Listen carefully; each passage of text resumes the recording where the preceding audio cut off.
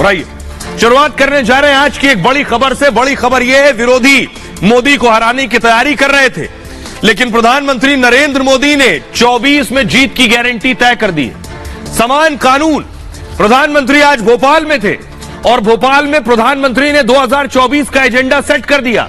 प्रधानमंत्री ने बता दिया विरोधी कुछ भी कर ले, प्रधानमंत्री के पास वो मंत्र है जिसके बाद 24 में तीसरी जीत और हैट्रिक लगाने वाले पीएम मोदी। अगली तस्वीर दिखाइए जरा।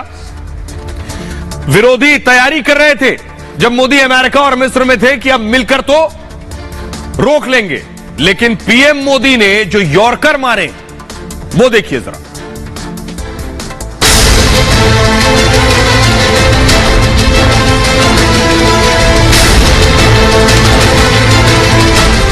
अकेला एक यूसीसी ही आपको यूनिफॉर्मिटी चाहिए? वो यूनिफॉर्म सिविल कोड की नहीं बात कर रहे, वो हिंदू सिविल कोड की बात कर रहे। सभी दलों को, सभी जो स्टेक होल्डर्स हैं, उनको बुला के चर्चा करनी चाहिए। जब चुनाव की किश्ती आपकी डूब रही है तो आप ध्रुवीकरण चाहते हो।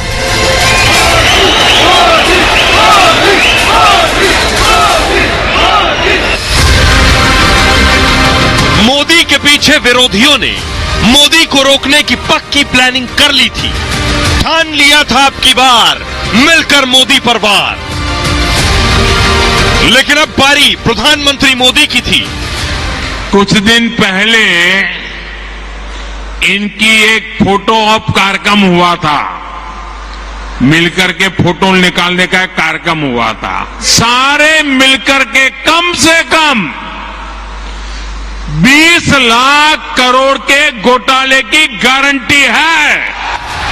मैदान था भोपाल का तो मोदी ने मंच से 2024 का एजेंडा सेट कर दिया और 2024 के लिए समान नागरिक संहिता की ऐसी यॉर्कर डाली कि विरोधियों की गुल्ली उड़ना तय है। कि यूनिफॉर्म सिविल कोड के नाम पर ऐसे लोगों को भड़काने का काम हो रहा है।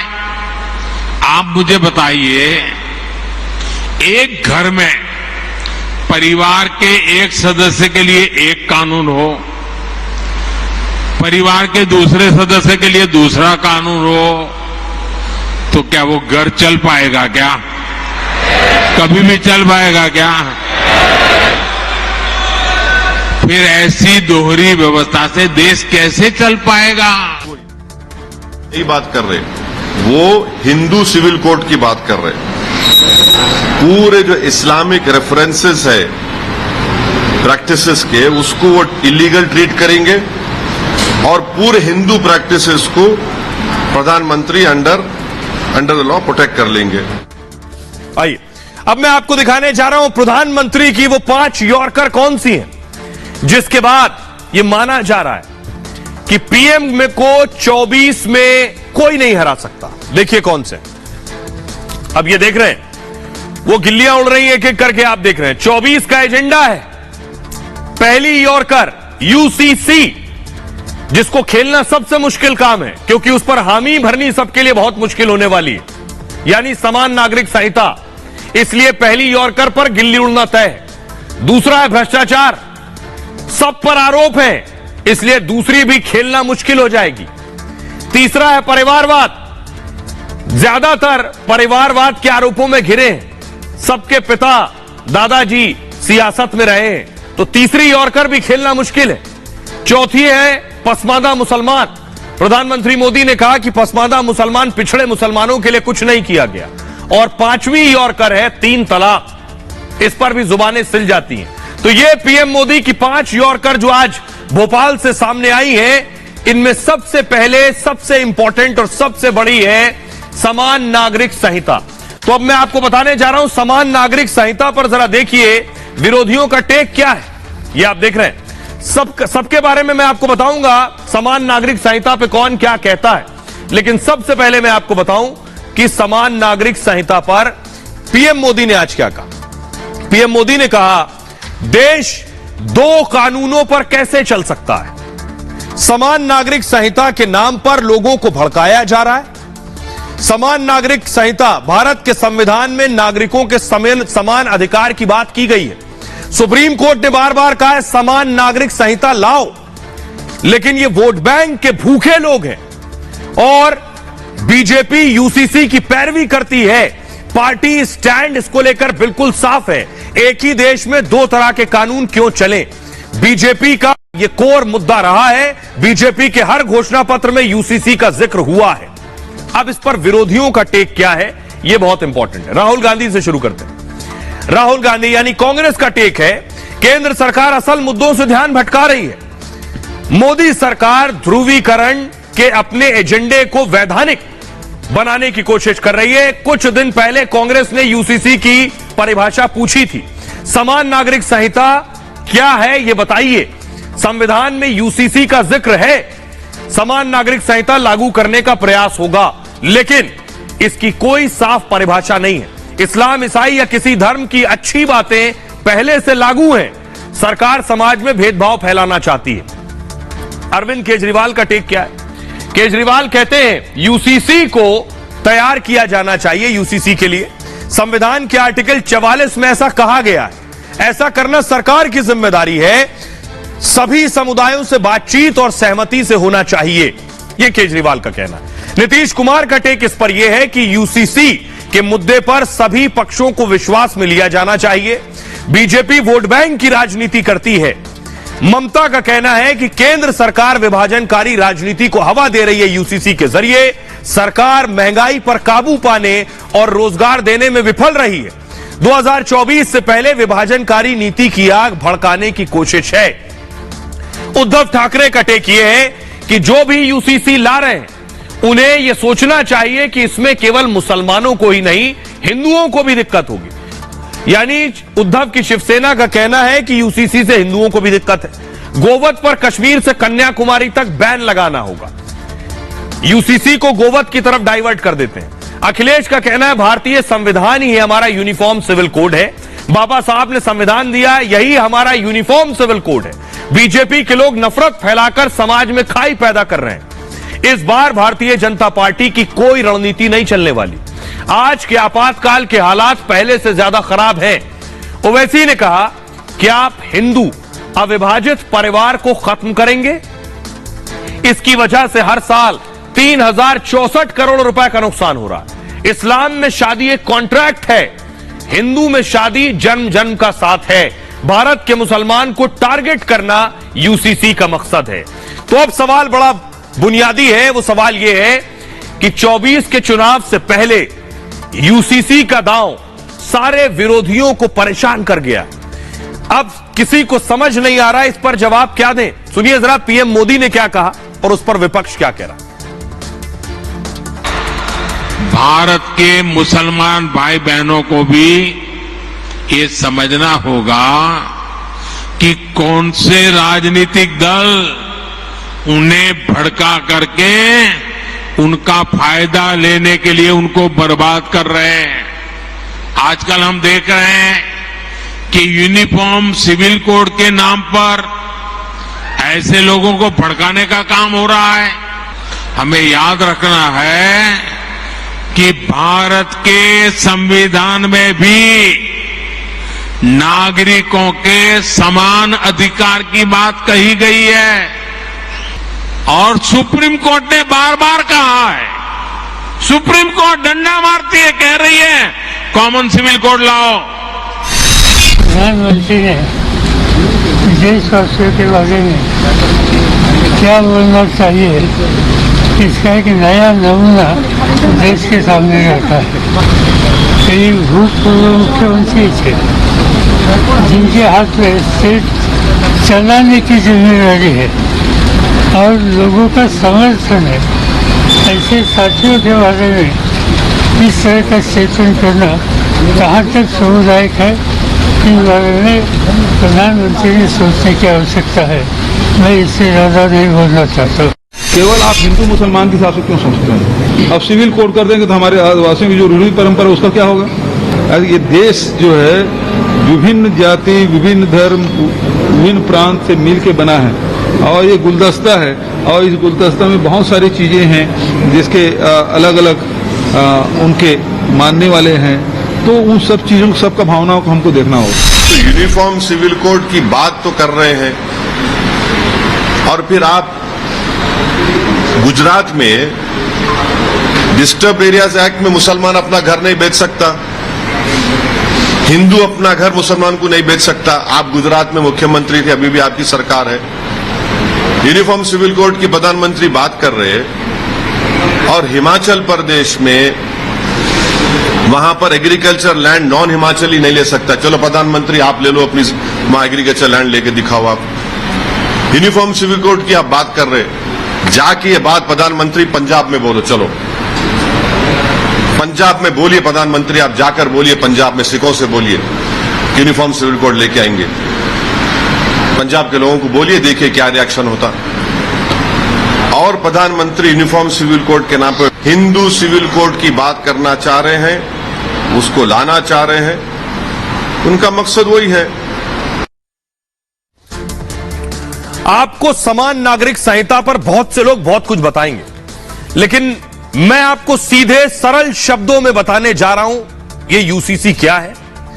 कानून की बातें अमूमन पेचीदा होती हैं, आसानी से समझ नहीं आती, तो मैं आपको सीधे सरल तरीके से बताने जा रहा हूं कि आखिर यूनिफॉर्म सिविल कोड है क्या, बिल्कुल सरल भाषा में जो आपको समझ भी आएगी। हर देश में दो तरह के कानून होते हैं, कोई भी देश हो। कानून दो कौन से? पहला क्रिमिनल कानून, दूसरा सिविल कानून।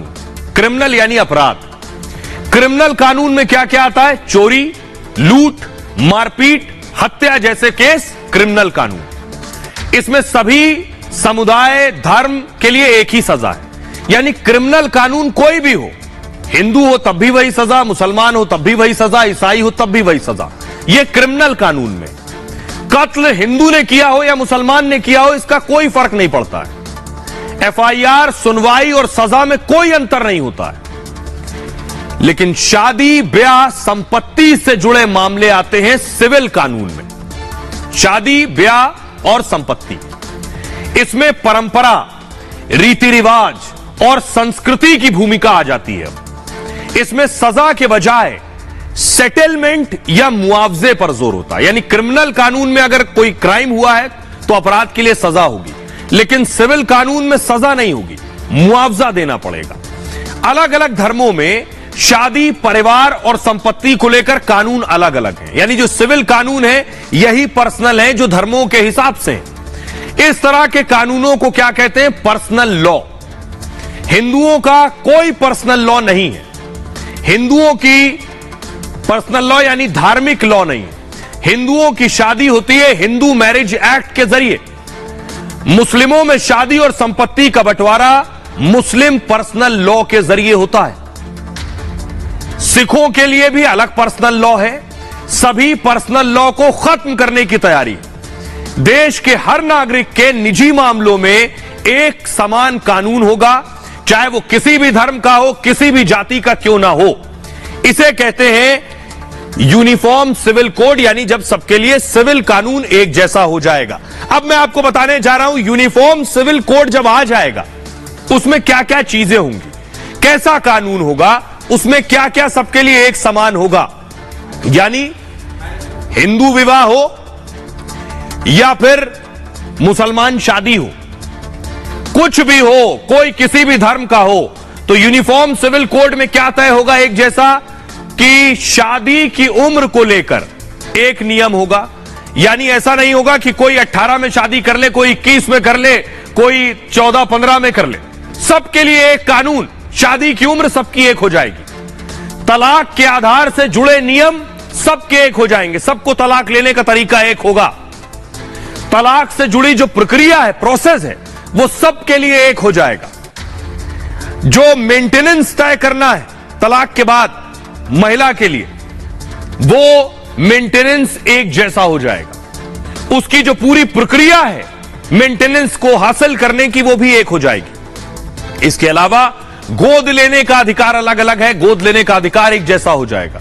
गोद लेने की प्रक्रिया भी एक जैसी हो जाएगी। उत्तराधिकार और विरासत के जो नियम है वो भी एक समान होंगे। पति और पत्नियों की संख्या भी एक होगी, क्योंकि हिंदू अगर एक बार में एक ही शादी कर सकता है तो मुसलमान भी एक बार में एक ही शादी कर पाएगा। 4 की इजाजत खत्म। परिवार नियोजन से जुड़े भी इसमें नियम शामिल हो सकते हैं। यह होगा यूनिफॉर्म सिविल कोड। अब सुनिए जरा इस पर असदुद्दीन ओवैसी क्या कह रहे हैं और पूर्व कानून मंत्री रविशंकर प्रसाद साहब क्या कह रहे हैं। मकसद क्या है कि टारगेट करो भारत के मुसलमानों को, उनको ह्यूमिलेट करो। आप यूनिफॉर्मिटी इक्वालिटी को मानते नहीं, जब मानते आप वहां पर हिंदू एक्सेप्शन दे देंगे आप, तो क्या यूनिफॉर्म सिविल कोड के नाम पे आप प्लूरलिज्म डाइवर्सिटी को छीन लेंगे क्या? आप वो करना चाह रहे हैं। यूनिफॉर्म सिविल कोड की जब बात प्रधानमंत्री कर रहे हैं, वो यूनिफॉर्म सिविल कोड की नई बात कर रहे हैं, वो हिंदू सिविल कोड की बात कर रहे हैं। पूरे जो इस्लामिक रेफरेंसेस है प्रैक्टिसेस के, उसको वो इलीगल ट्रीट करेंगे और पूरे हिंदू प्रैक्टिसेस को प्रधानमंत्री अंडर द लॉ प्रोटेक्ट कर लेंगे। नरेंद्र मोदी जी ने देश के विकास की बात की, 3 तलाक को समाप्त करने की हिम्मत की बात है। कैसे तुष्टीकरण की जगह संतुष्टीकरण की राजनीति वो कर रहे हैं। क्यों देश में अब यूनिफॉर्म सिविल कोड की आवश्यकता है, जो संविधान भी कहता है, सुप्रीम कोर्ट के फैसले भी कहते हैं। अब मैं आपको बताने जा रहा हूं बहुत इंपॉर्टेंट बात। देश का जब संविधान आया, कानून आया, हिंदुओं के लिए तभी कानून बन गया, तो फिर बाकी धर्मों के लिए क्यों नहीं बना? सबका अलग अलग क्यों? कभी सोचा आपने? क्यों मुस्लिम पर्सनल लॉ है, क्रिश्चियन पर्सनल लॉ है, लेकिन हिंदुओं के लिए कानून है? ये कैसे हुआ? इसके पीछे क्या वजह है, ये मैं आपको बताने जा रहा हूं। देखिए जरा, हुआ ये आप देख रहे हैं, ये हमारे संविधान और कानून निर्माता हैं। 1941 में हिंदुओं के लिए कॉमन सिविल कोड की मांग हुई। 1941 में, यानी आजादी से पहले। ये आप देख रहे हैं, भीमराव अंबेडकर साहब, जवाहरलाल नेहरू, और सबसे कॉर्नर पर जो आपको नजर आ रहे हैं वो है श्यामा प्रसाद मुखर्जी। आजादी के बाद हिंदू कोड बिल पेश कर दिया गया। 1948 में संविधान सभा के सामने बिल पेश हुआ, 1948 में, आजादी के बाद। इसका मकसद बाल विवाह, सती प्रथा, घूंघट प्रथा से आजादी दिलाना था। तो जनसंघ के नेता उस वक्त श्यामा प्रसाद मुखर्जी साहब समेत कई लोगों ने उस वक्त भी विरोध किया था। उस वक्त इस पर कोई फैसला नहीं हो पाया था, इतना विरोध हुआ था। 1948 की बात हो रही। आज 23 में भी विरोध हो रहा है, सोचिए, मुस्लिम पर्सनल लॉ का। इसके बाद अंबेडकर साहब ने नेहरू जी को पत्र लिखा। तब पहले प्रधानमंत्री नेहरू जी को झुकना पड़ गया विरोध के आगे। लेकिन 1955 और 56 में 4 हिस्सों में हिंदू बिल आया। ये हिंदू मैरिज एक्ट 1955 आया पहले, यानी शादी का तरीका क्या हो एक कानून के तहत। हिंदू सक्सेशन एक्ट आया 1956, यानी किस तरह से उत्तराधिकार तय किया जाए, संपत्ति का बंटवारा। Hindu adoption and maintenance act आया, यानी कैसे गोद लेना है और कैसे मुआवजा दिया जाए। Hindu minority and guardianship act 1956 आया। ये सारे एक्ट अलग अलग 4 हिस्सों में आए। इसके बाद हिंदू महिलाओं को तलाक का अधिकार मिला, दूसरी जाति में विवाह संपत्ति का अधिकार मिला, बच्चों को गोद लेने का अधिकार मिल गया, पुरुषों की एक से ज्यादा शादी पर रोक लगा दी गई 1948 में। महिलाओं को तलाक के बाद मेंटेनेंस का अधिकार मिला। तो सवाल यह है कि तभी मुस्लिम और या इसे इस तरह से कहिए कि तभी समान नागरिक संहिता भी आ सकती थी, यूनिफॉर्म सिविल कोड, लेकिन विरोध था। क्या उस वक्त वोट बैंक को सेटिस्फाई करना था, या यह माना गया कि मुसलमान अभी उस हालत में नहीं है कि उनके लिए यूनिफॉर्म सिविल कोड ले आया जाए? यह कहा गया वक्त आएगा, वो आगे बढ़ेंगे, तब खुद परिस्थितियां बनेंगी, तब यूनिफॉर्म सिविल कोड आ जाएगा। लेकिन सोचिए, 1948 से 2023 आ गया, अब तक वो हालात बने ही नहीं क्या, या बनने नहीं दिए गए। देखिए अब विरोध किस बात को लेकर है, विरोध किस बात को लेकर है। यूनिफॉर्म सिविल कोड का हमेशा से विरोध होता रहा। सबसे ज्यादा विरोध मुस्लिम समुदाय के लोग करते रहे। संविधान के अनुच्छेद 25 का वो तर्क देते हैं, अनुच्छेद 25 का, आर्टिकल 25 का। बहुत से मुस्लिम स्कॉलर्स कहते हैं कि आर्टिकल 25 में सभी को धार्मिक स्वतंत्रता का अधिकार है। तो ये शादी ब्याह जो है ये भी हमारी धार्मिक स्वतंत्रता, हम कैसे कर रहे हैं, क्या कर रहे हैं, ये हमारी धार्मिक स्वतंत्रता है। आर्टिकल 25 कहता है शादी ब्याह और परंपराओं से जुड़े मामले में कानून थोपने को गलत बताते हैं। शरिया कानून 1400 साल पुराना माना जाता है, इसे वो अपने आस्था का विषय मानते हैं। एक समान कानून से धार्मिक आजादी छीनने का डर, वोट बैंक के लिए भी कुछ दल इसका विरोध करते हैं। एक बुनियादी सवाल यह है कि कहते हैं आर्टिकल 25 धार्मिक स्वतंत्रता का अधिकार देता है, आर्टिकल 25 देता है धार्मिक स्वतंत्रता का अधिकार, तो आप अपने धर्म का पालन कीजिए, धर्म की उपासना कीजिए, यह अधिकार देता है। आप अगर 4 शादियां करके किसी दूसरे के राइट में अतिक्रमण कर रहे हैं, यह अधिकार नहीं देता है। सुनिए जरा क्या कुछ कह रहा है विपक्ष प्रधानमंत्री मोदी के इस मास्टर स्ट्रोक के बाद। केवल ये इस तरह की जो बातें बौखलाहट है नरेंद्र मोदी जी की, उनको लग रहा है कि हालात बिगड़ते जा रहे हैं देश के, उनसे संभल नहीं रहे हैं। ये केवल एक हताशा का एक लक्षण है।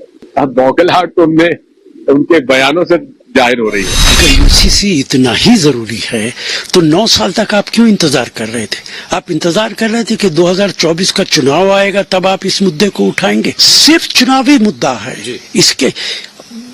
ये सरकार ये नहीं बता सकती है कि यूसीसी का ब्लूप्रिंट क्या है, कैसे बनाओगे, कैसे इम्प्लीमेंट करोगे।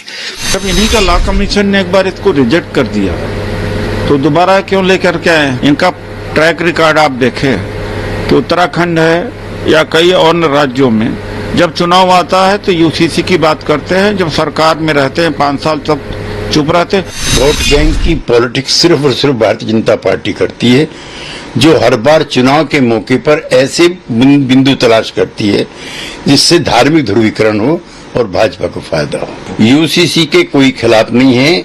सभी दलों को, सभी जो स्टेक होल्डर्स हैं उनको बुला के चर्चा करनी चाहिए। यूसीसी या जो आप कानून की बात कर रहे हो, सबके लिए एक कानून हो, तो आप करें तो क्या करें? पूर्वोत्तर में साफ हो रहे हो, हिमाचल हार रहे हो, कर्नाटक बुरी तरह हार रहे हो, दिल्ली साफ हो रहा है आपका। जब चुनाव की किश्ती आपकी डूब रही है तो आप ध्रुवीकरण चाहते हो, सिर्फ ध्रुवीकरण और कुछ नहीं। यूसीसी को पहले पढ़ना होगा ना प्रधानमंत्री जी। आप 21वें लॉ कमीशन की रिपोर्ट को पन्ना दर पन्ना बिना किसी के सहयोग के पढ़िए, शायद सहयोगी आपका नुकसान कर देंगे। और जो हमारे संविधान सभा की बैठकों में उस पर जिक्र हुआ था, आप इसको डॉग विसिल बनाना चाहते हैं। प्रधानमंत्री जी, हिंदू मुसलमान का मसला ही नहीं है, ट्राइबल कस्टम्स का क्या करेंगे? विविधता भरा देश है ये, हिंदू धर्म के अंदर ही जितनी विविधता है आप उसको खत्म कर देंगे।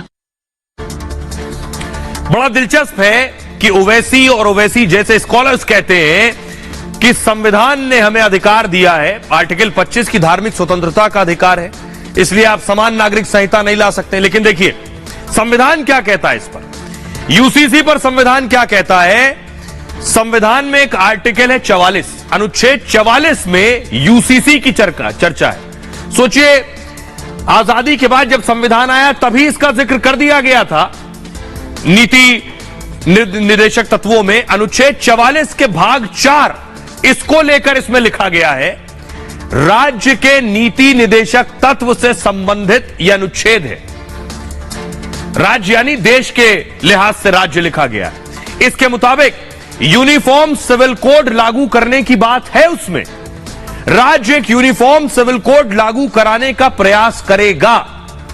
संविधान में नीति निदेशक तत्व सरकारों के लिए गाइड की तरह है कि क्या करना है आपको आगे। इन्हें हासिल करने के लिए सरकारों को काम करना होता है। अब आपको बताता हूं यूनिफॉर्म सिविल कोड के बारे में मैंने आपको बताया, अब मैं आपको बताने जा रहा हूं कि सरकार के लिए इसे पार्लियामेंट से पास कराना एक बड़ी चुनौती है। ये मैं क्यों कह रहा हूं, क्योंकि सरकार के पास जो नंबर्स हैं वो इस तरफ इशारा कर रहे हैं। ये लोकसभा की तस्वीर आप देख रहे हैं। लोकसभा में कुल सांसद हैं 543, 543। बीजेपी के पास है 303 और एनडीए के पास है 330। लेकिन इस कानून को, इसे कानून की शक्ल देने के लिए, बिल को यहां से पास कराने के लिए 2/3 यानी 2/3 बहुमत चाहिए। यानी बीजेपी को, एनडीए को चाहिए 362 सांसद यहां से पास कराने के लिए। अभी 330 हैं, यानी 32 सांसद लोकसभा में कम है। राज्यसभा चलिए, राज्यसभा में 250 सांसद हैं, बीजेपी के पास 92 है राज्यसभा में, एनडीए के पास 110 सांसद हैं। यहां 2/3 बहुमत चाहिए इसे पास कराने के लिए। 2/3 बहुमत के लिए 167 सांसद चाहिए, 167। यहां भी बीजेपी के पास सांसद पूरे नहीं है। इसलिए बीजेपी की कोशिश है कि एक राय बनाई जाए, सबको एक प्लेटफॉर्म पर लाया जाए, विरोधी भी इस जरूरत को समझें। जो 1948 में जरूरत समझी गई थी वो 2023 तक अब तक समझ नहीं आ रही। ऐसा क्यों? देश के लोग क्या कह रहे हैं, उन्हें सुनिए। यूसीसी, यूनिफॉर्म सिविल कोड, नागरिक समान संहिता, ये पूरे देश के लिए बहुत जरूरी है। इस देश में अगर वास्तव में तरक्की करना है, इस देश के लोगों में तरक्की होनी है, यूसीसी बहुत जरूरी है। विश्व के बहुत सारे देशों में यूसीसी लागू है। जहां अल्पसंख्यक समाज के लोग हैं, अल्पसंख्यक देश हैं, वहां भी यूसीसी लागू है। और हिंदुस्तान के लिए यूसीसी उतना ही जरूरी है जितना बुखार में बिना पैरासिटामोल के बुखार नहीं उतरता है, वैसे यूसीसी के बिना हिंदुस्तान का विकास संभव नहीं है। मोदी जी ने कोई मुद्दा उठा दिया तो वो हुआ नहीं है, आज उठा दिया और इलेक्शन हो या ना हो, आगे हो जाए कुछ हो जाए, लेकिन यूसीसी जरूर लागू होकर रहेगा। अगर एक देश एक संविधान पे चलते हैं तो वो सबके लिए फायदेमंद है। ये कहाँ का देश का कानून होता है कि एक देश में 10 कानून चले, तो एक कानून सबके लिए लागू होना चाहिए। किसी के लिए धर्म विशेष, जातिगत कोई भी आरक्षण या कुछ भी नहीं होना चाहिए। यूसीसी का मतलब तो कुछ ऐसा है नहीं कि किसी को बाहर निकाल देंगे, बल्कि समान संहिता लागू होगा।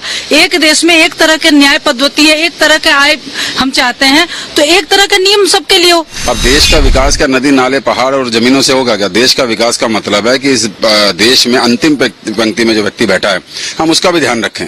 जब हम सब लोगों का बराबर विकास करने की बात करेंगे तभी तो देश का विकास होगा। और अगर इस तरह का कोई कानून लाया जा रहा है तो उसमें दिक्कत क्या है, आपत्ति क्या है? आइए अब मैं आपको बताने जा रहा हूं, प्रधानमंत्री की पहली यॉर्कर थी यूसीसी। प्रधानमंत्री नरेंद्र मोदी ने आज भोपाल से बोलते हुए यह भी बताया कि ये जो विरोधी सब एक साथ आ गए, एक साथ आने के पीछे एक बड़ी वजह है। बड़ी वजह क्या हो सकती है, सोचिए। पीएम ने कहा बड़ी वजह है भ्रष्टाचार। ये सब मोदी को हराने के लिए एक साथ नहीं आए, ये सब अपने भ्रष्टाचार पर पर्दा डालने के लिए और खुद के करप्शन पर एक्शन ना हो उसके लिए एक साथ आए। सुनिए जरा। जितने भी लोग वो फोटो में दिखते हैं ना, एक एक को जरा देख लीजिए, उन सबका मिलकर के टोटल लगाएंगे तो ये सारे मिलकर के कम से कम 20 लाख करोड़ के घोटाले की गारंटी है।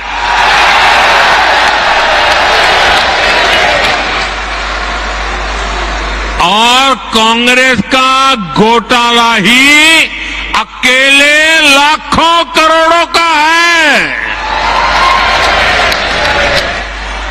1,86,000 करोड़ का कोयला घोटाला, 1,76,000 करोड़ का 2G घोटाला, 70,000 करोड़ रुपए का कॉमनवेल्थ घोटाला शामिल है, 10,000 करोड़ रुपए का मनरेगा घोटाला, हेलीकॉप्टर से लेकर सबमरीन तक कांग्रेस के घोटाले से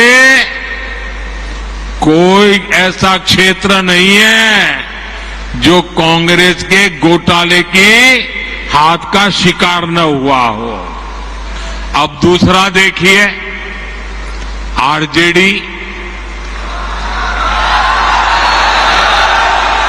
हजारों करोड़ के घोटाले का आरोप है।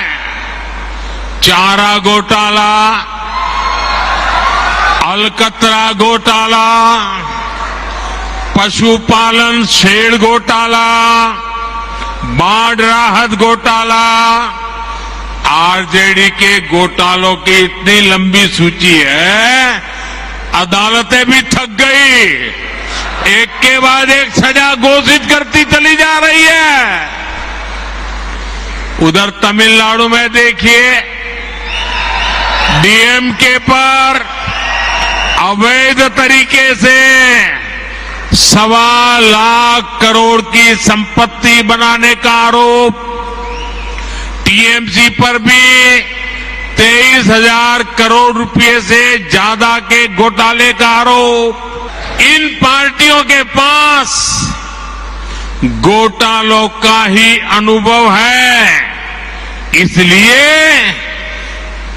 अगर कोई गारंटी है इनकी तो एक ही गारंटी है, और वो गारंटी है घोटालों की गारंटी।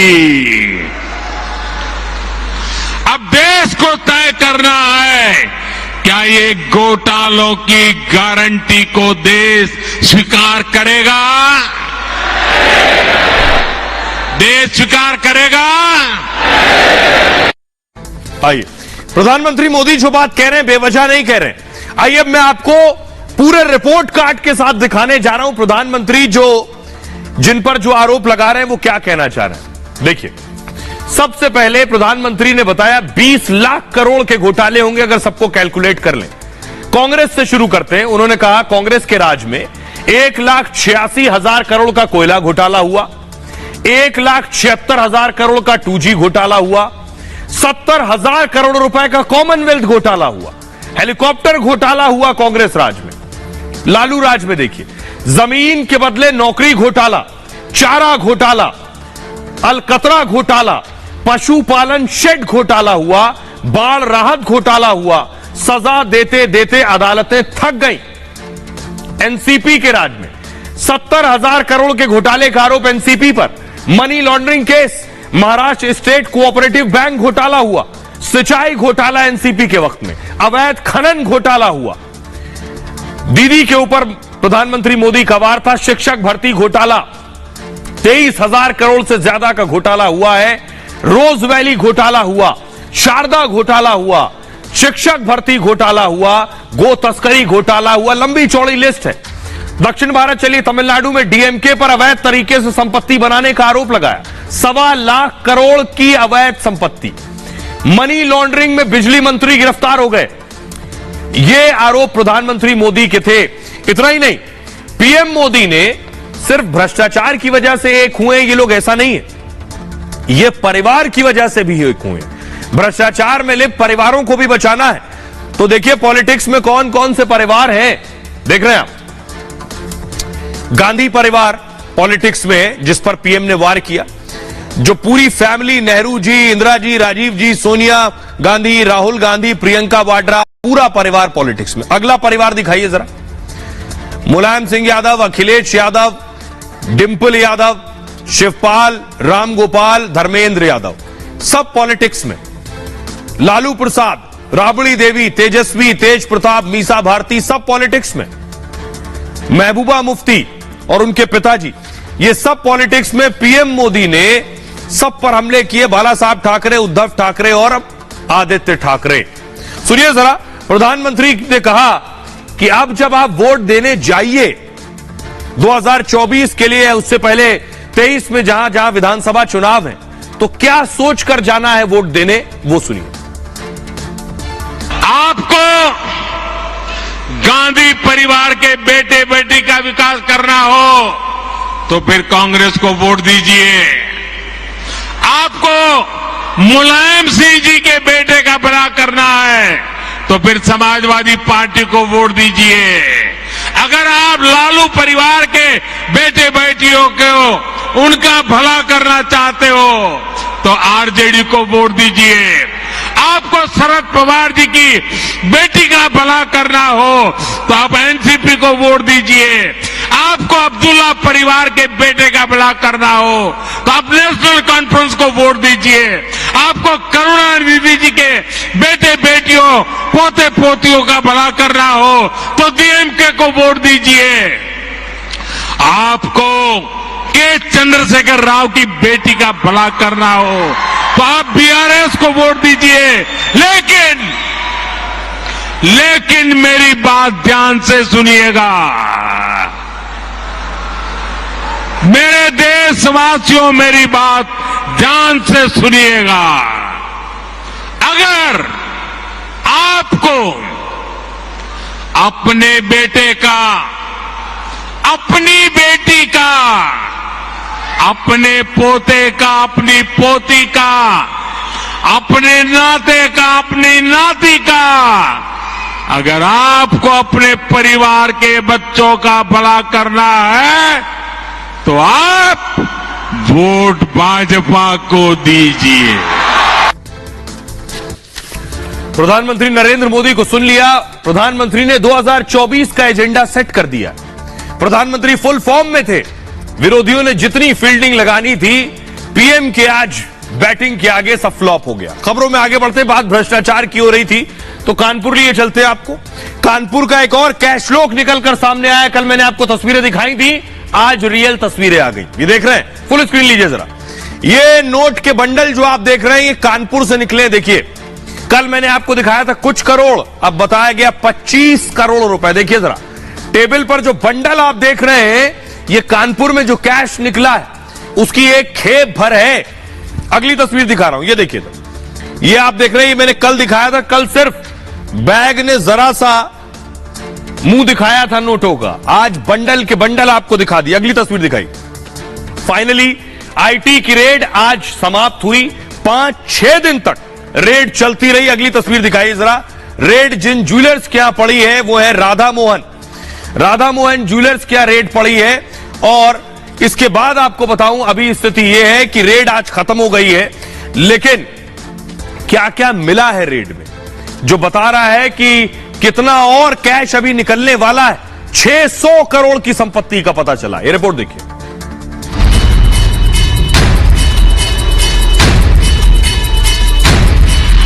आखिर कानपुर में कितने कैश लोग हैं? दिसंबर 2021 में इत्र कारोबारियों के यहां मिली नोटों की गड्डियों की तस्वीर लोगों को अभी भी याद है। एक बार फिर नोटों की इतनी गड्डियां कानपुर में मिली हैं कि आयकर विभाग के अधिकारियों को इन नोटों को रखने की जगह नहीं मिल रही थी। फिर घर की एक बड़ी टेबल पर नोटों की गड्डियां बिछाई गई। आयकर की टीम को कैश गिनने में भी वक्त लग रहा था। बाद में अधिकारियों को मशीन मंगवानी पड़ी और 5 दिन तक संपत्ति गिनी जाती रही। आखिर कैसे सोने के जरिए काले धन को सफेद बनाने का खेल खेला जा रहा था, इसके पर्दाफाश के लिए आयकर विभाग ने सर्राफा कारोबारी और बिल्डर्स के गठजोड़ पर रेड मार दी है। और आइए अब मैं आपको बताता हूं, 6 दिन तक रेड चली है। गिनते गिनते अधिकारी थक गए, थक कर पसीने पोंछने लगे। गर्मी का महीना है, कानपुर में चिलचिलाती गर्मी। देखिए क्या क्या निकल कर आया है। कानपुर में 6ठे दिन खत्म हो गई है आईटी की रेड। ये इत्र की बोतल भी है, इसलिए लगाई गई। आपको याद आए, इत्र वाले भी कानपुर में ही थे। 300 अफसर 95 घंटे कार्रवाई में लगे रहे। 300 अफसर लगे थे गिनने में। अब तक 18 करोड़ से ज्यादा का कैश बरामद हुआ है। 10 करोड़ का कैश एक दुकान से अकेले मिला है। 7 करोड़ रुपए का 12 किलो सोना मिला है। 300 करोड़ रुपए की टैक्स चोरी पकड़ी गई है। 300 करोड़। 1200 करोड़ की फर्जी खरीद के दस्तावेज मिल गए। 500 करोड़ की फर्जी बिक्री के सबूत मिले। जांच में आयकर विभाग को अहम जानकारियां मिली। राधा मोहन पुरुषोत्तम दास ने अरबों का निवेश किया। रियल एस्टेट में अरबों रुपए का निवेश किया। राधा मोहन की कंपनी और ऋतु हाउसिंग पार्टनर है। और राधा मोहन की कंपनी जमीन लेने के बाद उसे लगाती है आगे और डेवलप करती है। टैक्स बचाने के लिए कई फर्जी कंपनियां बनाई गई थी और दिल्ली एनसीआर में कंपनियों का रजिस्ट्रेशन कराया गया था। जांच के बाद फर्जी कंपनियों का जीएसटी रजिस्ट्रेशन कैंसिल कर दिया गया। रेड में आईटी की टीम को भारी भरकम डेटा भी मिला। आगे आपको बताऊंगा ये पकड़े कैसे गए। डेटा की जांच के बाद कई और लोग फंस सकते हैं। रडार पर कई बड़े पूंजीपति और कारोबारी भी हैं। देश भर में फैले हैं कारोबारियों के तार, बताया जा रहा। हमारे सहयोगी गौरव पिछले 6 दिन से अंदर रेड हो रही थी। गौरव बाहर थे, जरा गौरव की रिपोर्ट देखिए। के राधा मोहन पुरुषोत्तम दास ज्वेलर्स में लगातार चल रही रेड आज 6वें दिन समाप्त हुई। आपको बता दें इस पूरी रेड में अब तक 300 करोड़ की जो टैक्स की चोरी है वो सामने आई है। वहीं तकरीबन 1200 करोड़ की जो बोगस फर्म थी जिसमें परचेज दिखाई गई थी, वहीं तकरीबन 500 करोड़ की जो बोगस सेल परचेजेस थी वो दिखाई गई थी। इस पूरे मामले में अब तक 26 करोड़ रुपए की जो कैश है और जो सोना है वो बरामद किया था। इस पूरे प्रकरण में कानपुर के कई उद्योगपतियों के भी नाम सामने आए, जिसमें से रिचा हाउसिंग जो प्राइवेट लिमिटेड है उसका भी नाम सामने आया है। अब मैं आपको बताने जा रहा हूं कि ये कानपुर वाले करोड़पति पकड़े कैसे गए। एआई का नाम सुना है आपने? एआई मतलब आर्टिफिशियल इंटेलिजेंस। अब आपको बताते हैं आर्टिफिशियल इंटेलिजेंस क्या होती है। ये हेरफेर में लगे थे, इन्हें लग रहा था पकड़ा नहीं जाऊंगा, लेकिन अब दुनिया कहां से कहां चली गई है। वो पुराना वाला दौर चला गया। देख रहे हैं आर्टिफिशियल इंटेलिजेंस क्या होता है। रेड से पहले आईटी टीम ने बहुत तैयारी की इनकम टैक्स विभाग में। 6 महीने से व्यापारियों के खरीद बिक्री पर बारीक नजर थी। कौन क्या खरीद रहा है, क्या बेच रहा है, सर्राफा व्यापारी कितना सोना किसको बेच रहे हैं, कितना पैसा किस रियल एस्टेट कंपनी में लगा रहे हैं, हर चीज की पूरी डिटेल जानकारी जुटाई गई। रेड में पहली बार आर्टिफिशियल इंटेलिजेंस का इस्तेमाल किया गया। एआई बहुत तेजी से डेटा को सर्च करता है। एआई के जरिए हर बड़े लेन देन पर नजर थी। यही काम पहले कागज और कंप्यूटर पर किया जाता था, उसमें हर लेन देन पर नजर रखना आसान नहीं होता था। अब वक्त बदल गया, एआई की मदद से पुराना डेटा आसानी से मिल जाता है। एक क्लिक किया आपने, एक एंटर किया और सारा डेटा सामने। पैन नंबर डालते ही लेन देन का ब्यौरा, कहीं आपने खरीदारी की हो देश दुनिया के किसी कोने में, सब कुछ सामने। कुछ व्यापारियों ने 1 साल में रियल एस्टेट में ज्यादा निवेश किया। जानकारी के बाद एआई के जरिए लेन देन पर नजर रखी गई। डिटेल सामने आने के बाद आईटी टीम ने रेड मारी, और जब रेड मारी तो फिर पैसा ही पैसा निकलकर सामने आया और बड़े बड़े सर्राफा व्यापारियों पर अब नकेल कस गई है। खबरों में आगे बढ़ते हैं, अब आपको मुन्ना भाई से मिलवाते हैं। देखिए जरा कौन है मुन्ना भाई। ये है मुन्ना भाई, धरे गए हैं हाईटेक मुन्ना भाई एमबीबीएस। आपने देखी थी कैसे नकल कर रहे थे उसमें संजय दत्त। यहां ये मुन्ना भाई कान में ब्लूटूथ लगाकर पहुंचे थे। देख रहे हैं आप, फुल स्क्रीन लीजिए जरा इनको एक बार। कान में ब्लूटूथ लगा था, नकल कर रहे थे। कान देखिए जरा, चिमटी से कान के अंदर का ब्लूटूथ निकाला जा रहा है। देखिए ध्यान से, ये देख रहे हैं आप। पुलिस वालों ने इन्हें पकड़ा मुन्ना भाई को, ये नकल कर रहे थे। ये देख रहे हैं कान के अंदर ब्लूटूथ घुसा के अंदर लगाया था, चिमटी से खींच कर निकाला गया। ये जो छोटा सा चिमटी में आप देख रहे हैं ये ब्लूटूथ है। इससे क्या था, इनको सारे सवालों के जवाब कान के अंदर मिल रहे थे। सोचिए जैसे जैसे विज्ञान और तकनीक आगे बढ़ रहा है, नकल के तरीके, चोरी के तरीके भी बदलते जा रहे हैं और इतने एडवांस हो गए इन्हें पकड़ना ही मुश्किल है। देख रहे कान के अंदर पूरा ब्लूटूथ चिमटी से खींच के निकालना पड़ा। यूपी SSS का एग्जाम दे रहे थे मुन्ना भाई। आइए आपको दिखाने जा रहा हूं। ये देखिए एग्जाम चल रहा था, इन्हीं में बैठे थे मुन्ना भाई। कान में ब्लूटूथ था, सवाल पढ़ते थे एक बार, जब सवाल सुनाई देता था जो दूसरी तरफ है और वो जवाब कान में दे देता था। अगली तस्वीर दिखाइए। अब ये मुन्ना भाई और मुन्ना भाई के साथ बाकी जो साथी हैं सारे भाई अरेस्ट हो गए। पुलिस ने सबको पकड़ लिया है। आइए अब मैं आपको बताता हूं कैसे ये पकड़े गए, पुलिस को कैसे पता चला। यूपी में सोमवार को ग्राम विकास अधिकारी के चयन की परीक्षा हुई। यूपी के कई जिलों में आयोजित की गई थी परीक्षा में नकल कराने का हाईटेक मामला है। ये मामला यह कि आजमगढ़ में पुलिस ने एक युवक को गिरफ्तार किया जो कान के भीतर ब्लूटूथ लगाकर परीक्षा दे रहा था। कमलेश नाम का युवक परीक्षा के दौरान धीरे धीरे बातें कर रहा था। शक हुआ पुलिस वालों को बुलाया गया। उसके बाद पुलिस ने आरोपी कमलेश को पकड़ा, कड़ाई से पूछताछ की कमलेश से, तो उसने बताया कि वो ब्लूटूथ की मदद से नकल कर रहा था। पुलिस ने कहा ब्लूटूथ दिखाओ, तो युवक ने कहा ब्लूटूथ कान के अंदर है। फिर पुलिस ने डॉक्टर की मदद से कान से ब्लूटूथ निकलवाया। पेपर लीक, नकल रोकने को लेकर यूपी एसटीएफ भी पूरी तरह से अलर्ट है और नकल कराने के मामले में पुलिस ने 14 लोगों को गिरफ्तार किया है। पुलिस को सॉल्वर गैंग के पास से एक मोबाइल फोन, एयरपॉड जैसे कई उपकरण भी मिले हैं।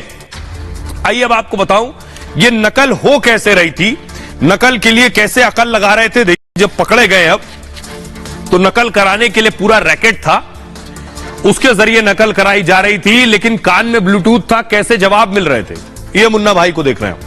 होता यह कि ब्लूटूथ डिवाइस को कान के अंदर फिट कर देते और ब्लूटूथ एक मोबाइल से कनेक्टेड होता है और अभ्यर्थी क्या करता है, बैग लेकर परीक्षा केंद्र पर पहुंच गया, उसने मोबाइल को कॉल पर लगाकर ब्लूटूथ से कनेक्ट करके रख दिया। कान में फिट ब्लूटूथ मोबाइल से जुड़ा होता है, जो मोबाइल बाहर रखा है। ब्लूटूथ की मदद से अभ्यर्थी सॉल्वर गैंग से जुड़ गया। ब्लूटूथ ईयरबड की मदद से अभ्यर्थी सवाल बताता है, क्योंकि कोई भी शख्स सवाल का जवाब देने से पहले उसे पढ़ता है, तो जब वो पढ़ेगा तो ब्लूटूथ की मदद से सॉल्वर सुन रहा है, उसे समझ में आ गया सवाल कौन सा है और वो जवाब देगा तो कान में सुनाई देगा। बाहर बैठा सॉल्वर गैंग उस सवाल का जवाब देता है।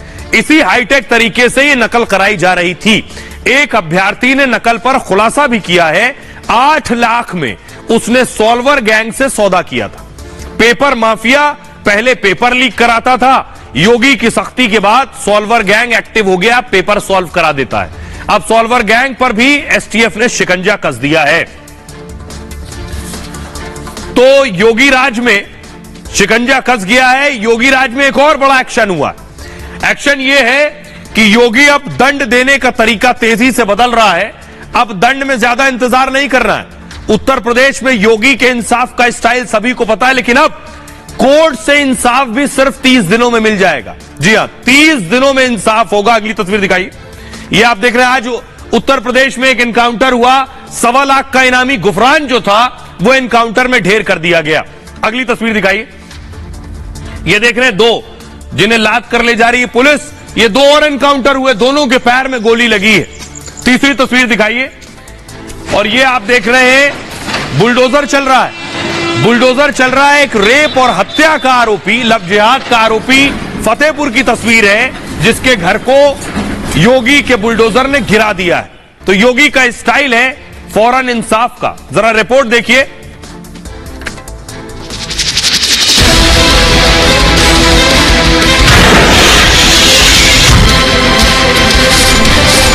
यूपी के सीएम योगी आदित्यनाथ अपराध का फैसला ऑन द स्पॉट करते हैं।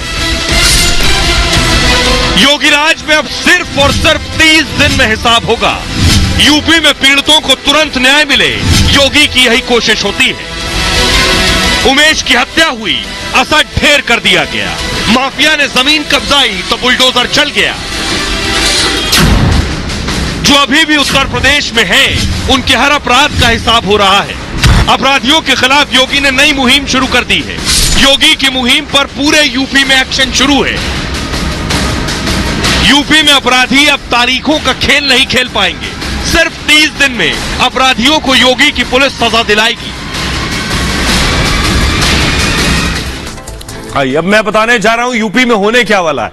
बहुत बड़ी खबर है उत्तर प्रदेश से। कोई भी मामला हो, बड़ा अपराध है, सिर्फ 30 दिन में इंसाफ होगा कोर्ट कचहरी से। कैसे होगा ये देखिए जरा।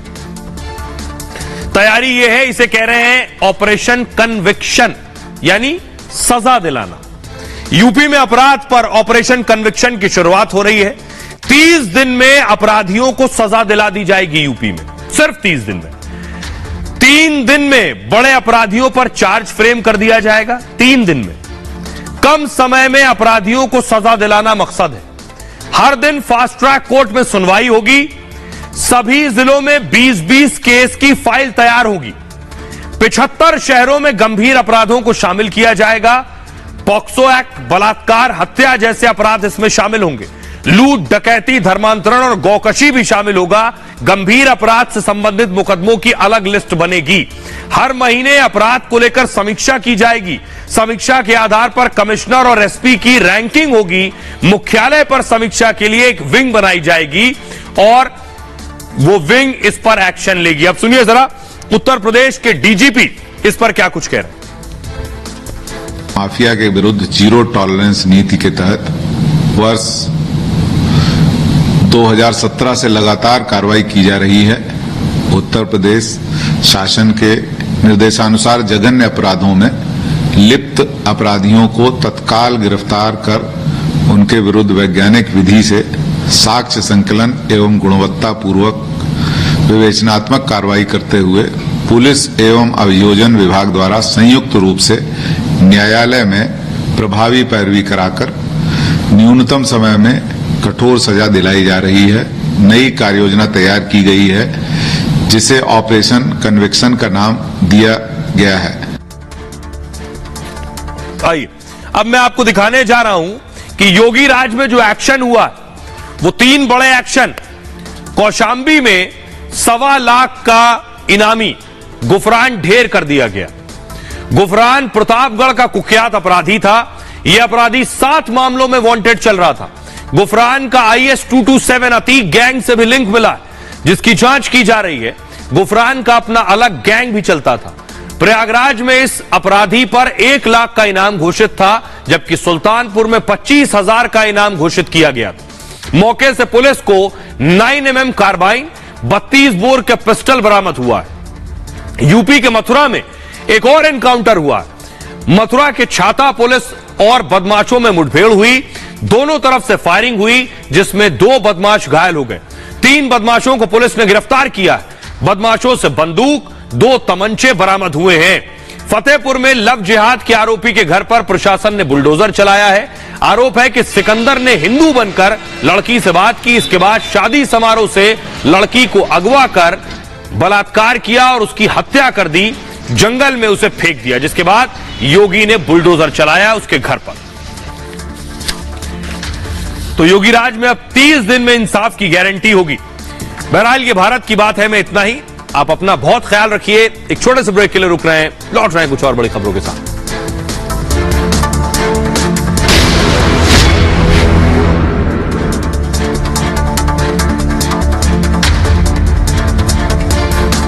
फॉर्च्यून सोयाबीन ऑयल, इसमें है सेहत के लिए जरूरी गुण।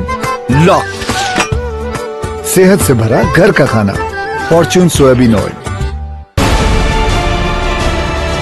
आज देश से एक बार फिर वादा करता हूं कि सच के लिए रिपब्लिक की लड़ाई कभी कमजोर नहीं।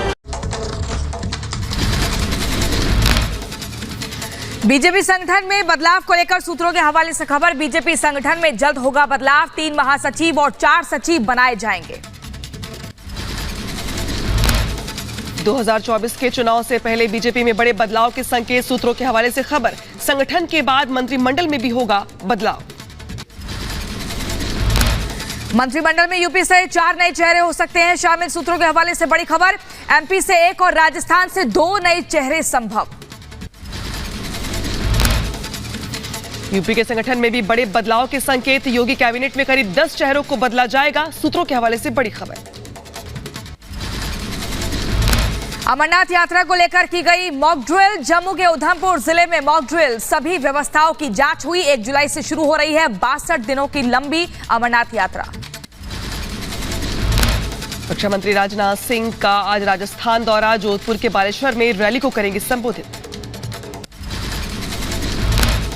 सरकार की 9 साल की उपलब्धियां गिनाते हुए रोड नेटवर्क पर बोले नितिन गडकरी। आज भारत का रोड नेटवर्क अमेरिका के बाद दुनिया में दूसरे नंबर पर पहुंचा है। पिछले 9 सालों में भारत ने रोड सेक्टर में 7 वर्ल्ड रिकॉर्ड बनाए।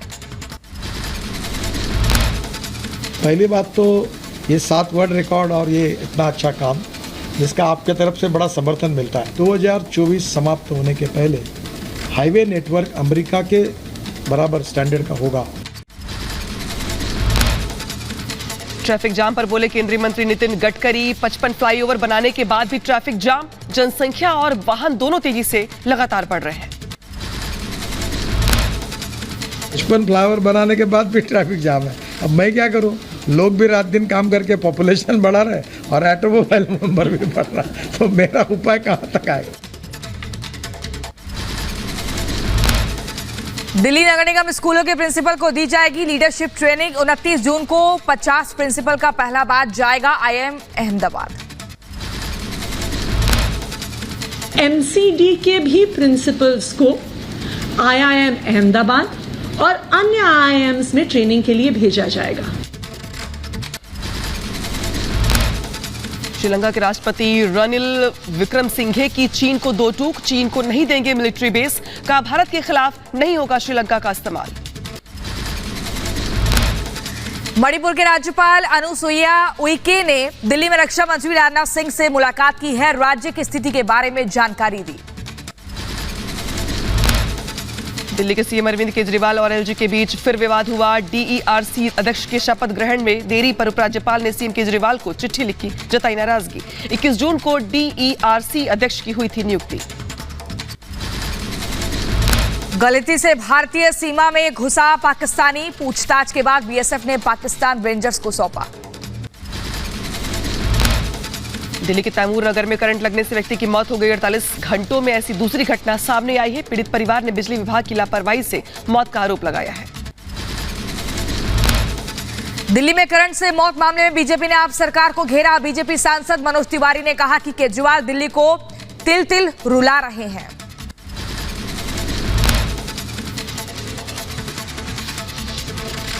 ये सब कुछ कैसे हुआ? पानी के जल जमाव से हुआ, बिजली के तारों को उसमें टच करने से हुआ। ये सब किसकी व्यवस्था है? बीजेपी नेता हरीश खुराना ने करंट से युवक की मौत पर केजरीवाल पर साधा निशाना। कहा मुख्यमंत्री राजनीतिक भ्रमण करने में मशगूल है, मुख्यमंत्री को दिल्ली की कोई चिंता नहीं है। ये ऐसी जो मौतें हो रही हैं, ये लापरवाही के कारण हो रही हैं। आपकी लापरवाही की वजह से लोग मर रहे हैं, एटलीस्ट उस पर तो ध्यान दे लीजिए। आपको राजनीति करने की सूझती है। समान नागरिक संहिता पर एआईएमपीएलबी की आपात बैठक। पीएम के बयान के बाद ये बैठक बुलाई गई है। बैठक में मौलाना अरशद मदनी शामिल। यूसीसी पर पीएम मोदी का बड़ा बयान। कहा सियासी फायदे के लिए विपक्ष कर रहा है यूसीसी का इस्तेमाल। समान नागरिक संहिता के नाम पर लोगों को भड़काया जा रहा है। भारत के मुसलमान भाई बहनों को भी ये समझना होगा कि यूनिफॉर्म सिविल कोड के नाम पर ऐसे लोगों को भड़काने का काम हो रहा है। सिविल कोड पर ओवैसी का बयान। बोले ये यूसीसी नहीं, हिंदू सिविल कोड है। सिखों से यूसीसी पर बात करे मोदी। सिविल कोड की जब बात प्रधानमंत्री कर रहे हैं, वो यूनिफॉर्म सिविल कोड की नहीं बात कर रहे, वो हिंदू सिविल कोड की बात कर रहे। प्रधानमंत्री आप जाकर बोलिए, पंजाब में सिखों से बोलिए यूनिफॉर्म सिविल कोड लेके आएंगे। रविशंकर प्रसाद का विपक्ष पर हमला। बोले विपक्ष का मकसद सत्ता, भ्रष्टाचार, विपक्ष एकजुटता, महज सियासी दिखावा। वोट के लिए महिलाओं की इज्जत से खिलवाड़ करता है विपक्ष। ये देश में विकल्प की राजनीति नहीं करना चाहते। इनका एकमात्र उद्देश्य है कुर्सी पाओ, ताकि भ्रष्टाचार वो करते रहें। कि वोट बैंक के लिए ये महिलाओं की इज्जत के साथ भी खिलवाड़ करते हैं। यूनिफॉर्म सिविल कोड पर पीएम मोदी के बयान पर सीएम भूपेश बघेल ने कहा कि आप हमेशा हिंदू मुस्लिम तुष्टीकरण से क्यों सोचते हैं? देश विभिन्न जाति, धर्म, प्रांत से मिलकर बना है। केवल आप हिंदू मुसलमान के हिसाब से क्यों सोचते हैं? ये देश जो है विभिन्न जाति, विभिन्न धर्म, विभिन्न प्रांत से मिलकर बना है। यूपी के मंत्री दानिश अंसारी का बयान सामने आया। बोले सत्ता हासिल करना चाहता है विपक्ष। पीएम मोदी के नेतृत्व में मुस्लिम तेजी से आगे बढ़ रहे हैं। विपक्ष को विकास से कोई मतलब नहीं है। यूसीसी पर कांग्रेस नेता प्रमोद तिवारी का बयान। बोले बीजेपी के चुनाव की कश्ती डूब रही तो सिर्फ ध्रुवीकरण कर रहे हैं। सिविल कोड पर आरजेडी नेता शक्ति सिंह यादव का बयान। बोले यूसीसी के समर्थन में किया इनकार। बोले बीजेपी नफरत की राजनीति करती है। कांग्रेस नेता दिग्विजय सिंह का केंद्र पर निशाना। बोले पीएम ने 2014 में कहा था सारे भ्रष्टाचारियों को जेल भेजेंगे। पीएम मोदी की बौखलाहट दिख रही है। पीएम से देश के हालात संभल नहीं रहे। बौखलाहट है नरेंद्र मोदी जी की। उनको लग रहा है कि हालात बिगड़ते जा रहे हैं देश के, उनसे संभल नहीं रहे हैं, तो अब बात कर रहे हैं कि सारे भ्रष्टाचारियों को वो अब बंद करेंगे। अभी तक क्या करते रहे? 1 जुलाई को मध्य प्रदेश के शहडोल का दौरा करेंगे पीएम मोदी। पहले भारी बारिश की वजह से कैंसिल हुआ था दौरा। यूपी में त्योहारों से पहले सीएम योगी ने की कानून व्यवस्था पर समीक्षा बैठक। कहा कि आस्था का सम्मान करें, अवैध धर्मांतरण बड़े अंतर्राष्ट्रीय सिंडिकेट का षड्यंत्र, इसके खिलाफ हो सख्त कार्रवाई। 2024 के पहले समान नागरिक संहिता लाने को लेकर हलचल हुई तेज। गृह मंत्री अमित शाह से मिले कानून मंत्री अर्जुन मेघवाल। करीब 40 मिनट तक दोनों नेताओं के बीच हुई बातचीत। भोपाल में विपक्ष पर जमकर बरसे पीएम मोदी, घोटालों की लिस्ट गिनाई, कहा कार्रवाई के डर से एकजुट हुआ है विपक्ष। आज जब कानून का डंडा चल रहा है, जब जेल की सलाखें सामने दिख रही है, तब जाकर के ये जुगलबंदी हो रही है।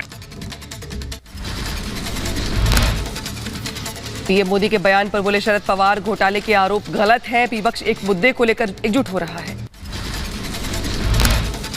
इस तरह का स्टेटमेंट करना कहां तक सामुदायिक है, इस बारे में प्रधानमंत्री ने सोचने की आवश्यकता है। विशिष्ट सेवा वाले सैनिकों को सम्मान, राष्ट्रपति भवन में सैनिकों को सम्मान, राष्ट्रपति मुर्मू ने सम्मानित किया। मैनपुरी दौरे पर सपा सांसद डिंपल यादव पीड़ित परिवार से मिलकर व्यक्त की संवेदना। रेल दुर्घटना में हुई थी 3 लड़कियों की मौत। यूपी के कुशीनगर में अचानक से आपको बता दें, लापता हुए 3 नाबालिग बच्चे चिट्ठी लिखकर घर से गायब हुए। एक ही गांव के तीनों नाबालिग, पुलिस ने बरामदगी के लिए 4 टीमों को लगाया। यूपी के जौनपुर में पकड़े गए सॉल्वर गैंग वीडियो भर्ती परीक्षा में नकल करवाने की तैयारी कर रहे थे। 13 लोगों को पुलिस ने गिरफ्तार किया है। तो 13 लोग हिरासत में आए, जिनके पास से कई मोबाइल फोन, कई सिम कार्ड, कई मार्कशीट्स और लैपटॉप मिला है तथा कुछ माइक्रो डिवाइसेस भी मिली है। लखनऊ में पुलिस ने बकरीद से पहले निकाला फ्लैग मार्च, मुस्लिम धर्म गुरुओं के साथ बात करके दिशा निर्देश भी जारी किए। यूपी के अम्बेडकर नगर में नहर की दीवार टूटने से सड़क बह गई। कई गांव का संपर्क टूट गया। गांव के खेत हुए जलमग्न। किसानों में आक्रोश इस मुद्दे को लेकर। अरब सागर में रोमानियाई नागरिक को दिल का दौरा पड़ा है। आईसीजी ने एयरलिफ्ट कर पहुंचाया अस्पताल, जान बचाई। भारतीय ड्रोन तपस ने फिर उड़ान भरी है। यहां पे तपस यूएवी चित्रदुर्ग में पहली बार ट्राई सर्विसेज टीम के सामने प्रदर्शित किया गया। तपस यूएवी का 220वीं उड़ान रही। गुजरातियों को ठग कहने वाले मामले में बिहार के डिप्टी सीएम तेजस्वी यादव के खिलाफ आज अगली सुनवाई होनी है। अहमदाबाद मेट्रो कोर्ट में उनके खिलाफ याचिका दाखिल की गई। सुपरटेक के मालिक आर.के. अरोड़ा गिरफ्तार किए गए। ईडी ने मनी लॉन्ड्रिंग केस में 3 दिन तक पूछताछ के बाद गिरफ्तार किया। नोएडा में ट्विन टावर ध्वस्त होने के 10 महीने बाद गिरफ्तारी हुई है। पश्चिम बंगाल के कूच बिहार में 2 गुटों में फायरिंग हुई। 5 लोगों को गोली लगी है, 1 की मौत हुई है। बीजेपी नेता बोले, हंगामा करने वाले बांग्लादेशी। बेंगलुरु ब्लास्ट के आरोपी अब्दुल मदनी का केरल पहुंचने पर जबरदस्त स्वागत किया गया। कोची एयरपोर्ट पर दिखी भारी भीड़। सुप्रीम कोर्ट ने बीमार पिता से मिलने के लिए बेल की मंजूरी दी थी। 5 करोड़ फिरौती मामले में अबू सलेम के खिलाफ सुनवाई टली है। पटियाला कोर्ट में 19 जुलाई को होगी अगली सुनवाई। इनसे प्रभावित मणिपुर को दहलाने की फिर से बड़ी साजिश हुई नाकाम। इम्फाल से भारी मात्रा में हथियार और विस्फोटक के साथ 4 लोग गिरफ्तार किए गए। दिल्ली के प्रगति मैदान लूट मामले में एक्शन। अब तक 7 आरोपी गिरफ्तार हुए। आरोपियों में डिलीवरी बॉय, सब्जी बेचने वाले और मैकेनिक शामिल हुए। दिल्ली में हिरासत में लिए गए एबीवीपी कार्यकर्ता कोचिंग सेंटर में मैनेजमेंट की कमी को लेकर सीएम हाउस के बाहर प्रदर्शन कर रहे थे। कानपुर में इनकम टैक्स की छापेमारी पूरी हुई। 25 करोड़ की नकदी समेत कई कीमती सामान जब्त हुए। आर्टिफिशियल इंटेलिजेंस टूल के जरिए पकड़ी गई टैक्स चोरी। कनाडा में रह रहे वांटेड गैंगस्टर गोल्डी बराड ने एक बार फिर सलमान खान को दी जान से मारने की धमकी। कहा सलमान खान उसकी हिट लिस्ट में है। झारखंड के बहुचर्चित तबरेज अंसारी मॉब लिंचिंग मामले में बड़ा फैसला। 10 आरोपियों को कोर्ट ने दोषी करार दिया। सजा के मामले में 5 जुलाई को अब अगली सुनवाई होगी। पुणे में प्रपोजल रिजेक्ट करने पर युवक ने छात्रा पर हंसिए से किया हमला। वारदात को सीसीटीवी में जो फुटेज सामने आया है, भीड़ ने युवक को पुलिस के हवाले कर दिया। यूपी में एक साथ 2 एनकाउंटर। कौशाम्बी में पुलिस मुठभेड़ में 1.25 लाख का इनामी गुरफान ढेर हुआ। तो मथुरा में मुठभेड़ के दौरान 3 बदमाश गिरफ्तार, हथियार बरामद। यूपी के फतेहपुर में आरोपी सिकंदर के घर पर चला बुलडोजर। आरोपी सिकंदर ने नाम बदलकर की थी युवती से दोस्ती। जबरन रेप के बाद ईंट से कुचलकर हत्या का आरोप। उत्तराखंड के ऐतिहासिक गोपेश्वर मंदिर के एक तरफ झुकने की खबर, कई जगह दरारें, छत से पानी भी टपक रहा। जोशीमठ कर्णप्रयाग में मानसून ने चिंता बढ़ाई। इलाहाबाद हाईकोर्ट ने आदि पुरुष फिल्म के संबंध में संवाद लेखक मनोज मुंतशिर को नोटिस जारी किया। फिल्म के डायलॉग को लेकर चल रहा है विवाद। जम्मू नगर निगम ने पद्म और वीरता पुरस्कार विजेताओं को विशेषाधिकार देने का प्रस्ताव पारित किया है। जनरल हाउस बैठक के दौरान डिप्टी मेयर बलदेव बिल्लोरिया ने प्रस्ताव पेश किया। पाकिस्तान के हिंदू डॉक्टर अब राजस्थान खोल सकेंगे क्लिनिक। 27 डॉक्टर्स का आरएमसी में रजिस्ट्रेशन हुआ। जम्मू कश्मीर के कुलगाम में सुरक्षा बलों की आतंकियों से मुठभेड़। सुरक्षा बलों ने एक आतंकी को मार गिराया। मुठभेड़ में एक जवान घायल हुआ। गाजियाबाद में दबंग लड़की की खुलेआम गुंडागर्दी सामने आई। बीच सड़क पर भाई और बहन को पीटा, वीडियो वायरल हुआ। दिल्ली के साकेत इलाके में पुलिस चेकिंग के दौरान कार सवार से एक पिस्टल बरामद हुई है। आर्म्स एक्ट के तहत मामला दर्ज हुआ। दिल्ली में ऑटो चालक ने महिला के साथ की छेड़खानी। विरोध करने पर उसके बच्चे को किया अपहरण। 24 घंटे के अंदर दिल्ली कैंट थाना पुलिस ने एंटी ऑटो थेफ्ट स्क्वाड को दबोचा। राजस्थान के कोटा में 2 छात्रों ने फांसी लगाकर खुदकुशी की है। मेडिकल की पढ़ाई कर रहा था छात्र। पुलिस मामले की तफ्तीश में जुटी। दिल्ली के जंगपुरा एक्सटेंशन में मेघालय सरकार में एडवोकेट जनरल के घर पर हमला हुआ। वारदात में एक नौकर की मौत, दूसरे की हालत गंभीर। सीसीटीवी की मदद से तफ्तीश में जुटी पुलिस। एडवोकेट अमित कुमार के घर हुई हत्या मामले में पुलिस ने 2 आरोपियों को गिरफ्तार किया है। नौकरी से निकालने पर हत्या की वारदात को अंजाम दिया। यूपी के मुजफ्फरनगर में पुलिस और बदमाशों के बीच मुठभेड़ हो गई। पुलिस ने शातिर चोर को गिरफ्तार किया है। शातिर आरोपी के पास से चोरी की 8 बाइक जब्त की गई है। यूपी के शाहजहांपुर में पुरानी रंजिश के चलते बुजुर्ग को गोली मारी। गोली लगने से महिला समेत 3 लोग जख्मी हुए। पुलिस मामले की तफ्तीश में जुटी। मध्य प्रदेश के गुना से करोड़ों की ठगी करने वाला फर्जी यूट्यूबर बाबा गिरफ्तार हुआ। पैसे डबल करने और संतान प्राप्ति का झांसा देकर करता था तंत्र मंत्र। यूपी के अम्बेडकर नगर पुलिस के हाथ लगी बड़ी सफलता। पुलिस ने 25,000 के इनामी बदमाश को गिरफ्तार किया। यूपी के रायबरेली में ट्यूबवेल की रखवाली कर रहे व्यक्ति की गला दबाकर हत्या कर दी गई। ग्रामीणों में दहशत का माहौल। पुलिस मामले की जांच में जुटी। यूपी की मुजफ्फरनगर पुलिस ने 5 हथियार तस्करों को गिरफ्तार किया है। आरोपियों के पास से भारी मात्रा में हथियार जब्त हुआ। यूपी के लखीमपुर में स्थानीय लोगों ने चोर को पकड़कर पुलिस के हवाले किया। दुकान से 12,000 रुपए की चोरी कर भाग रहा था आरोपी। एमपी के इंदौर में बदमाशों के हौसले बुलंद। दिन दहाड़े युवक को घेरकर करीब 10 लोगों ने चाकू से हमला किया है। चाकूबाजी में घायल युवक की अस्पताल में मौत हुई। बलिया में बिजली चोरी के खिलाफ छापेमारी हुई। प्रशासन ने 14 लोगों के खिलाफ दर्ज की एफआईआर। ड्रोन कैमरे से की जा रही है निगरानी। कानपुर में अवैध शराब से भरी गाड़ी को पुलिस ने पकड़ा है। यूरिया और कीटनाशक दवाओं के बीच छिपाकर हो रही थी शराब की तस्करी। 2 आरोपी गिरफ्तार। यूपी के बहराइच में पैसे के लेन देन को लेकर मारपीट हुई। जमकर चले लाठी डंडे। 5 लोग गंभीर रूप से घायल। यूपी के कुशीनगर में बस से थूकने को लेकर विवाद हुआ। यात्री को बस से उतारकर दबंगों ने पीटा। वीडियो सोशल मीडिया पर वायरल हुआ। बिहार के गोपालगंज में दबंगों ने रॉड से पीट कर एक शख्स की हत्या कर दी। रंगदारी न देने पर दबंगों ने पिटाई की। अंबेडकर नगर में बाइक सवार युवक ने दंपति को कुचला। गंभीर हालत में अस्पताल में भर्ती। यूपी के महोबा में तेज सवार बाइक साइकिल से टकराई। हादसे में 2 लोगों की मौत हो गई। यूपी के बहराइच में मगरमच्छ ने बच्ची पर किया हमला। अस्पताल में भर्ती कराया गया।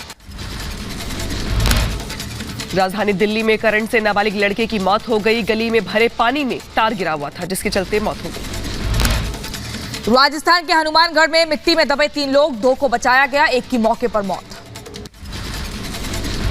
यूपी के मथुरा में तेज रफ्तार बस ने साधु को टक्कर मार दी। हादसे में साधु की मौके पर ही मौत हो गई। स्थानीय लोगों ने बस ड्राइवर को पकड़ लिया। यूपी के रायबरेली में श्रद्धालुओं से भरा पिकअप वाहन पलटा है। हादसे में 12 से ज्यादा लोग घायल हुए। घायलों का इलाज जारी।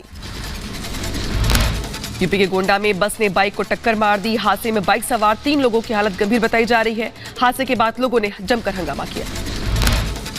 जम्मू के डोडा जिले में सड़क से फिसलकर खाई में गिरी है कार। हादसे में 5 लोगों की मौके पर मौत, 8 की हालत गंभीर। यूपी के रायबरेली में बेकाबू ट्रक ने बाइक को टक्कर मार दी। हादसे में 2 सगे भाई जख्मी हो गए, दोनों का गंभीर रूप से इलाज चल रहा है हॉस्पिटल में। यूपी के बदायूं में अचानक से भरभरा कर गिरी पिकअप, पक्के मकान की छत मलबे में दबकर दंपत्ति गंभीर रूप से घायल। उत्तर पश्चिमी राज्यों में 12 गुना तक ज्यादा बारिश, 2 दिनों में 8 राज्यों के करीब 33 लोगों की मौत हो गई। असम में भारी बारिश से बाढ़ जैसे हालात, बाढ़ बारिश से अब तक 5 लोगों की मौत हुई। बारपेटा जिले में 2 लोगों की भी मौत हुई थी। बाढ़ से 1.5 लाख से ज्यादा लोग प्रभावित हुए। असम के बारपेटा में बाढ़ के बाद हालात हो रहे हैं सामान्य, प्रभावित लोगों की मदद कर रही है सरकार। हिमाचल प्रदेश में अगले 5 दिन भारी बारिश का अलर्ट, शिमला में लगातार हो रही बारिश से जनजीवन प्रभावित हुआ। दिल्ली के कई इलाकों में हुई झमाझम बारिश, अधिकतम तापमान में आई गिरावट। मौसम विभाग ने बारिश का येलो अलर्ट जारी किया है। दिल्ली में बारिश के बाद आई तापमान में गिरावट। मौसम विभाग के अनुसार अगले 5 दिनों में 32 से 34 डिग्री तापमान रहेगा। बिहार के पटना में झमाझम बारिश से मौसम हुआ खुशनुमा, लोगों को गर्मी से निजात मिली। महाराष्ट्र में 28 जून के लिए आईएमडी ने जारी किया अलर्ट।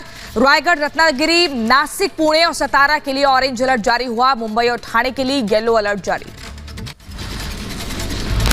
मध्य प्रदेश के नेवाड़ी में बेतवा नदी का जलस्तर अचानक बढ़ गया। पिकनिक मनाने गए 6 लोग उसमें फंस गए। प्रशासन ने सभी का रेस्क्यू कर लिया है। पूरे मध्य प्रदेश में मानसून की एंट्री, अगले 24 घंटे के लिए सागर, नरसिंहपुर, बालाघाट, उज्जैन, देवास, गुना जिलों के लिए तेज बारिश का ऑरेंज अलर्ट। चंडीगढ़ में भी झमाझम बारिश हुई। तेज बारिश से जनजीवन प्रभावित हुआ, लोगों के रोजमर्रा के कामकाज रुक गए। यूपी के लखीमपुर खीरी में हल्की सी बारिश में ही सड़क पर पानी भर गया है। राहगीरों का पैदल चलना भी दूभर हुआ। कांवड़ यात्रा को लेकर संभल पुलिस अलर्ट हो गई। डीएम संभल का आदेश, कांवड़ यात्रा वाले मार्गों पर बंद रहेंगी मीट की दुकानें। माहौल बिगड़ने पर पुलिस बरसाएगी लाठियां। मध्य प्रदेश के शाहजहांपुर में वंदे भारत एक्सप्रेस पर बरसाए गए फूल। स्टेशन पर लोगों ने डांस किया। आदिवासियों ने परंपरागत नृत्य से समा बांधकर ट्रेन की शुरुआत को यादगार बनाया। इटारसी में वंदे भारत एक्सप्रेस का स्वागत किया गया। इटारसी से पिपरिया तक 144 बच्चों ने ट्रेन में सफर भी किया। यूपी के मेरठ में सड़क पर नमाज पढ़ने का विरोध करेगा हिंदू संगठन। सड़क पर नमाज के विरोध में सड़क पर हनुमान चालीसा पढ़ने का ऐलान किया। यूपी के बहराइच में जंगली हाथी ने घर में घुसकर मचाया उत्पात, ग्रामीणों ने दहशत का माहौल। चीन के सिचुआन में भीषण भूस्खलन, हादसे में 4 लोगों की मौत हुई, 7 लोग लापता। रूस ने यूक्रेन के 2 शहरों पर किया मिसाइल से हमला, 4 लोगों की मौत हो गई, 40 से ज्यादा लोग घायल हो गए। रूस में विद्रोह का नेतृत्व करने वाले प्रिगोजिन बेलारूस पहुंचे। कुछ सैनिक अपने खर्च पर कुछ समय के लिए बेलारूस में रहेंगे। बेलारूस के राष्ट्रपति अलेक्जेंडर लुकाशेंको ने जानकारी दी। इमरान खान की पत्नी को एनडीए ने किया तलब, 4 जुलाई को बुशरा बीबी की पेशी है। पाकिस्तान को आतंकवाद बंद करना होगा। अमेरिका ने कहा कि बाइडेन और मोदी का साझा ये बयान सही। मोदी बाइडेन के साझा बयान में पाकिस्तान को आतंकवाद रोकने की नसीहत दी थी। पुतिन ने रूस की सेना की तारीफ की, बोले आपने गृह युद्ध रोक दिया। रूस में पुतिन के खिलाफ बगावत करने वाले वैगनर सैनिकों पर देशद्रोह का केस वापस। राष्ट्रपति पुतिन के संबोधन के बाद यह फैसला। जांच एजेंसी एफएसबी ने बागी सैनिकों से केस वापस लिया। चीन के यिनचुआन में रेस्तरां में जबरदस्त विस्फोट का मामला सामने आया। हादसे में मृतकों की संख्या 31 हो गई। एलपीजी लीक होने के कारण हादसा हुआ था। तानाशाह का प्लेन डेथ फ्लाइट लौटा अर्जेंटीना। बंदियों को विमान में भरकर समुद्र में फेंकता था शासक। अर्जेंटीना सरकार इस विमान को म्यूजियम ऑफ मेमोरी में रखेगी। चीन के वेंचुआन में भूस्खलन और बाढ़ के बाद 7 लोग लापता हो गए। लोगों की तलाश में रेस्क्यू ऑपरेशन जारी है। इजरायली न्याय मंत्री के घर के बाहर विरोध प्रदर्शन जारी है। न्याय प्रणाली में सुधार की मांग को लेकर प्रदर्शन। पुलिस ने 6 प्रदर्शनकारियों को गिरफ्तार किया। अमेरिका के पूर्वी तट और मध्य पश्चिम में तूफान के कारण उड़ानों में देरी हो रही है। एयरलाइन यात्रियों को देरी से परेशानी का सामना करना पड़ रहा है।